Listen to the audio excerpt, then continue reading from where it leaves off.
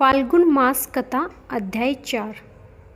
आइए सुनते हैं श्रवण कुमार की एक और कहानी। नैमिषारण्य वन है। इस वन की सौंदर्य छटा स्वर्ग से कम नहीं। शांति ही शांति, ऐसा स्थान जहाँ पर 24 घंटे की थकावट एक पल में दूर हो जाती है। इस वन में हर एक प्राणी वन में आने वाले प्राणी को अपना अतिथि समझते हैं, उनके साथ प्यार और स्नेह के साथ रहते हैं। चारों ओर फूलों से सजी खुशबू की मादकता से सौंदर्यपूर्ण वातावरण और वन में चार चांद लगाती है। कोयल के मधुर गीतों की गुंजन सुनाई पड़ती है। इसी वन में एक पासन खंड है, उसके चारों ओर फूल और लता कुंज है। अब वन पुत्र प्राप्ति के लिए वे तपस्या करने इसी वन में आए और जंगल के सभी प्राणी शांतवन जी का अभिवादन करने लगे। शांतवन जी उसी पाषाण खंड पर बैठकर अपने 12 वर्षों की निरंतर तपस्या की शुरुआत करने लगे। साथियों, सच ही कहा गया है कि सभ्य और सज्जन व्यक्ति के सभी साथी होते हैं। वन के सभी प्राणी शांतवन जी के चारों ओर सदा घेर कर बैठा रहते थे और उनकी रक्षा करते रहते थे। 12 वर्षों की इस तपस्या में सर्दी, गर्मी, बरसात की ऋतुएं आए, सबको झेलते हुए अपनी तपस्या में लीन हुए। वे 12 वर्षों तक ओम ब्रह्म नमः मंत्र का जाप करते रहे। शास्त्र बताता है कि शांतवन जी के इस कष्ट भरे तपस्वी जीवन को देखकर सरस्वती जी ब्रह्मा जी के पास गई और बोली कि हे नाथ, ये कैसी विडंबना है जो शांतवन जी पुत्र प्राप्ति की इच्छा से दिन रात घोर तपस्या में लीन है। फिर आप उनकी मनोकामना पूरी क्यों नहीं करते? आखिर मैं भी तो एक माँ हूँ, आप पिता हैं। ब्रह्मा जी मुस्कुराए और बोले, प्रिय, जब जब भक्तों के मनोकामना सिद्धि में थोड़ा विलंब होता है, तुम उनकी तरफ से पैरवी लेकर पहुंच जाती हो। ब्रह्माणी नाराज हो गई। ठीक है, आज के बाद मैं आपसे कुछ नहीं कहूँगी। तुनक्कर ब्राह्मणी चली गई। ब्रह्मा जी बोले, अजीब हाल है, खामखा आँख लाल पीला कर लेती है। अब मैं क्या करूँ? जाना ही होगा। तभी ब्रह्मा जी हाथ में कमंडल लिए और नैमिषारण्य वन के लिए चल पड़े और ध्यान लगाते हुए शांतवन मंत्र जाप करते हुए लीन थे। ओम ब्रह्म नमः, ओम ब्रह्म नमः। तभी चतुर्मुखी ब्रह्मा जी प्रकट होते हैं। उठो तपस्वी, तुम्हारी तपस्या पूर्ण हुई। शांतवन जी आश्चर्य से आंखें खोलते ही देखने लगे। कौन? ब्रह्मदेव। आज मैं धन्य हो गया। प्रभु को परिणाम स्वीकार करें। शांतवन साष्टांग ब्रह्मा को प्रणाम करते हुए शांतवन की आंखों में खुशी के आंसू थे। मन काफ़ी प्रसन्न था। ब्रह्मा जी शांतवन को उठाते हुए कहा, उठो तपस्वी, हम तुम्हारी तपस्या प्रसन्न हुए।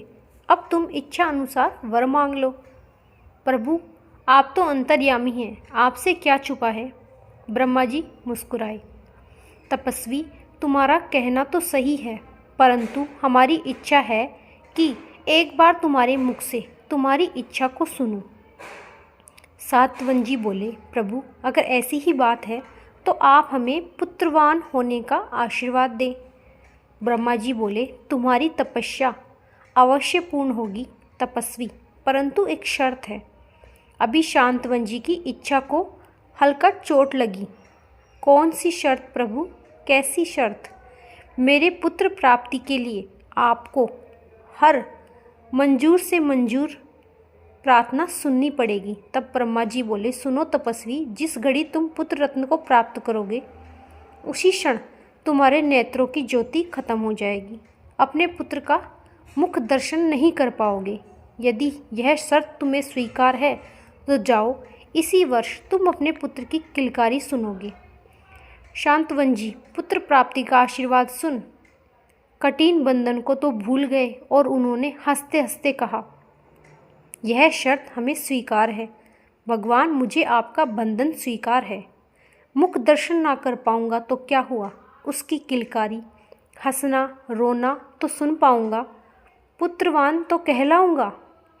जग में दुनिया हमें नामर्द या पापी तो नहीं कहेगी। वह मेरा सहारा तो होगा, बड़े होने पर उसका सुख तो प्राप्त कर सकूंगा। प्रभु, पुत्रहीन से नेत्रहीन भले। ब्रह्मा जी मुस्कुराए और आशीर्वाद दिए। तथास्तु। तुम धन्य हो, तुम्हारा हृदय धन्य है। तुमने पुत्र प्राप्ति के लिए निरंतर 12 वर्षों तक घोर तपस्या की, अन्न के बदले फलाहार किया। प्रकृति की मौसमी परिवर्तन भी सभी यातना को सहकर अब पुत्र प्राप्ति के खातिर अपने नेत्रों की ज्योति भी निछावर कर दी। अब तुम्हारी पत्नी की गोद अवश्य ही हरी भरी होगी। पुत्रवान होने के साथ साथ तुम्हें यह भी आशीर्वाद देता हूँ कि जब तक यह सृष्टि होगी तुम्हारे पुत्र का नाम अमर रहेगा, अमर रहेगा। उसके जीवन से कलयुग के लोग शिक्षा लेंगे। ब्रह्मा जी अपने दाहिने हाथ से शांतवन जी के मस्तक पर आशीर्वाद का स्पर्श करते हैं और अंतर्ध्यान हो जाते हैं। समय काफ़ी गति के साथ निकल पड़ा। ज्ञानवती गर्भ धारण की और समयानुसार ज्ञानवती के एक बच्चे को जन्म भी दिया। जब सातवन जी और ज्ञानवती के मन में उपवन में खुशी के फूल खिले, अब बच्चे के नामकरण करने का सवाल उठा। सभी नारद जी की प्रतीक्षा कर रहे थे। अभी नारद जी मृत्यु लोक के लिए स्वर्ग से पृथ्वी पर आए ही थे कि एकाएक उनकी शक्ति ने यह खबर दी कि हे मुनिवर, ज्ञानवती की गोद हरी हो गई है और सभी ग्रामवासी आपकी प्रतीक्षा कर रहे हैं। नारद जी मन ही मन मुस्कुराए और अयोध्या को चल पड़े। सातवन जी के घर में बच्चे के जन्म पर सोहरे गाई जा रही थी, गीते गाए जा रहे थे। लोगों में खुशी, उमंग और उल्लास के ठिकाने नहीं थे।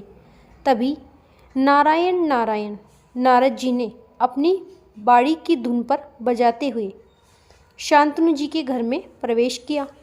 शांतवन जी कौन? देवसी नारद शांतवन जी को प्रणाम स्वीकार करें। मान्यवर, आयुष्मान भव। नारद जी बोले। ज्ञानवती अपने नवजात बच्चे को गोद में लेकर नारद जी का चरण स्पर्श करती है और सदा सौभाग्यवती भव, सुखांत भव, नारद जी का आशीर्वचन निकला। प्रिय योगीराज, नारद जी के लिए आसन लगाओ। शांतवन जी अपनी प्रिया ज्ञानवती को आदेश देते हैं। ज्ञानवती कुशा की चटाई पर कंबल बिछा देती है और आसन ग्रहण करती। बोले, मुनिराज नारद जी आसन ग्रहण करो। ज्ञानवती अपने प्राणनाथ शांतवन जी के बाएं तरफ बैठ जाती है। मुनिराज, आज मैं अति प्रसन्न हूँ जो आप मेरी कुटिया में पधारे।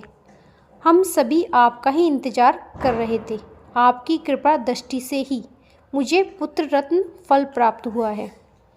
आपका आशीर्वाद फलित हुआ। फाल्गुन मास कथा अध्याय 4 समाप्त। राधे राधे।